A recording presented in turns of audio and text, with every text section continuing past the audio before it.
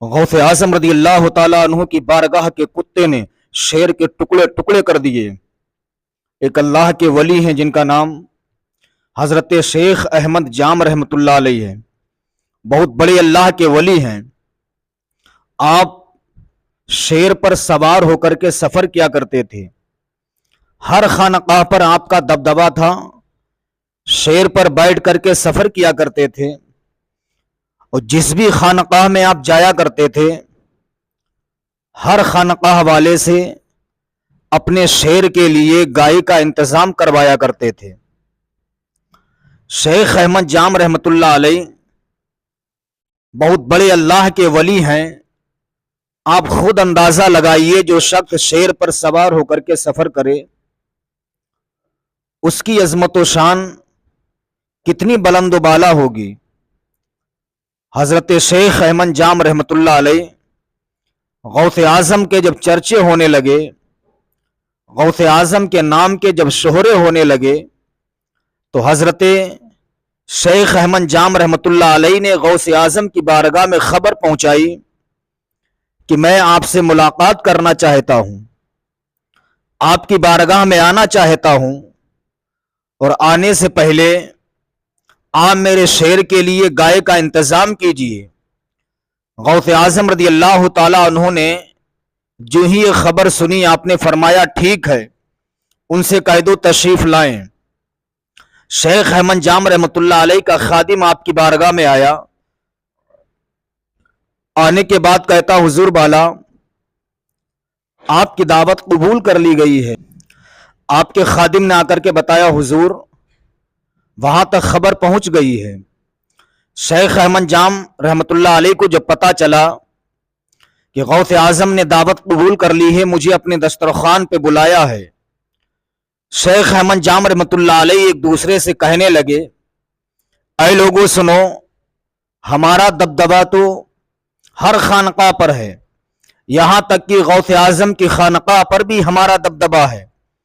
اتنا کہنے کے بعد حضرت شیخ جام رحمۃ اللہ علیہ شیر پر سوار ہو کر کے پیرانے پیر روشن ضمیر کی خانقاہ میں پہنچے۔ غوث اعظم رضی اللہ تعالیٰ عنہ سے ملاقات ہوئی۔ ملاقات کرنے کے بعد کہتے حضور میں نے خبر پہنچائی تھی کہ آپ میرے شیر کے لیے گائے کا انتظام کیجیے۔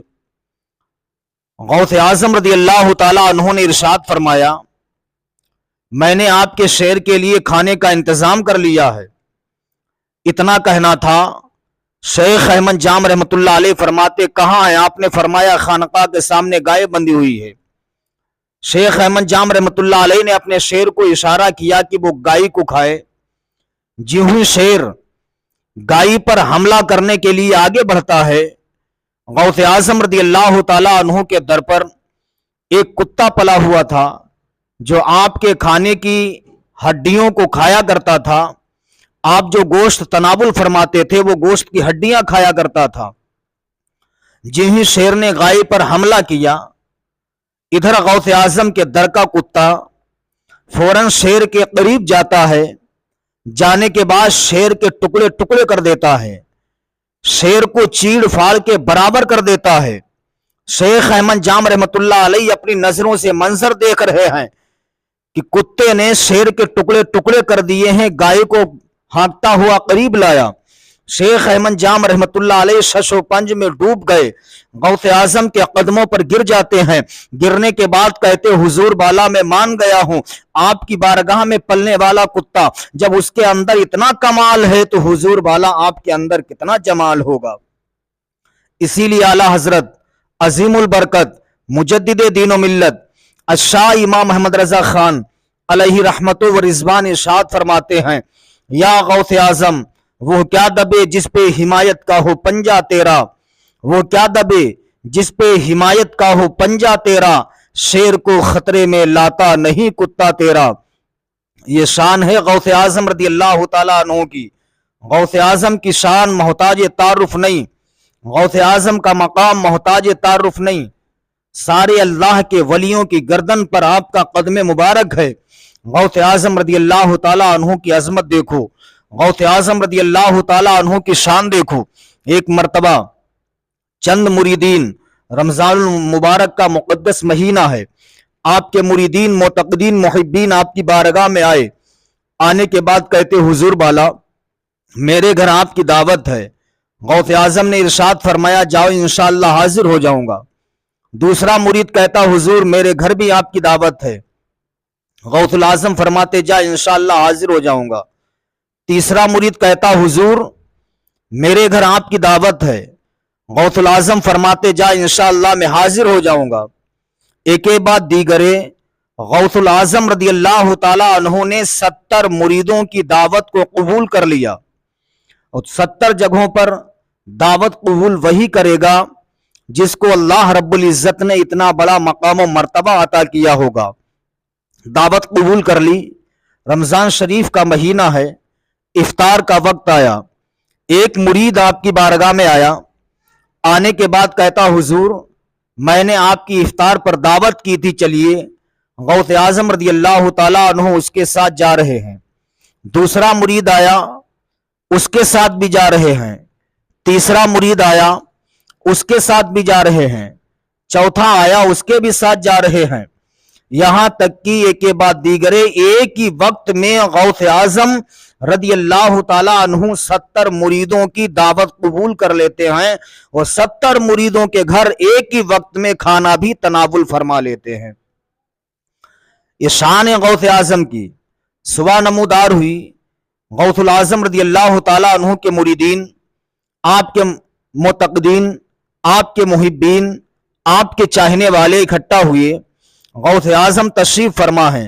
एक मुरीद कहता है कि ऐ लोगों सुनो, सैयदना सरकार गौसे आजम रदी अल्लाह ताला अन्हु शाम को मेरे साथ इफ्तार किए थे।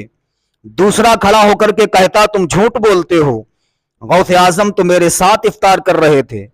तीसरा कहता तुम झूठ बोलते हो, गौसे आजम तो हमारे साथ इफ्तार कर रहे थे। चौथा कहता तुम झूठ बोलते हो, गौसे आजम तो मेरे साथ इफ्तार कर रहे थे। बातें बढ़ गईं। एक दूसरे से कहते हैं कि आखिर मामला क्या है। हम कहते हमारे साथ इफ्तार की, तुम कहते तुम्हारे साथ इफ्तार की। अब मुरीदीन शशोपंज में डूब गए। अर्ज करते हुजूर बाला ये क्या मामला है। एक मुरीद ने कहा हुजूर आप मेरे साथ इफ्तार कर रहे थे या नहीं। आपने फरमाया हाँ मैं तेरे साथ कर रहा था। दूसरे ने कहा हुजूर आप मेरे साथ इफ्तार कर रहे थे या नहीं। गौसे आजम ने फरमाया हाँ मैं तेरे साथ भी इफ्तार कर रहा था। अब बात बढ़ गई। मुरीदीन कहते हुजूर बाला हम 70 लोग इस बात के दावेदार हैं कि आपने मेरे साथ इफ्तार की है, आपने मेरे साथ खाना तनाबुल किया है। गौसे आजम फरमाते हाँ मेरे मुरीदों परेशान ना हो, मैंने एक ही वक्त में तुम 70 के घरों पर खाना तनाबुल फरमा लिया है। इतना कहना था, मुरीदीन शशोपंज में डूब गए। दिल में ख्याल करते आखिर मामला क्या है। एक इंसान 70 जगहों पर कैसे खाना खा सकता है। गौसे आजम रदी अल्लाह ताला अन्हु की खानका के सामने एक इमली का पेड़ था। आपने फरमाया मेरे मुरीदों इस दरख्त के पत्ते पर नजर डालो।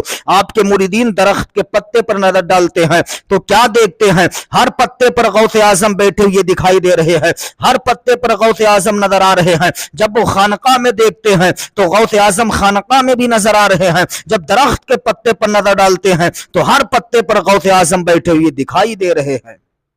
सुभान अल्लाह। गए एक वक्त में 70 मुरीदों के यहां आका, गए एक वक्त में 70 मुरीदों के यहां आका, मुअम्मा ही नहीं आता समझ में गौसे आजम का।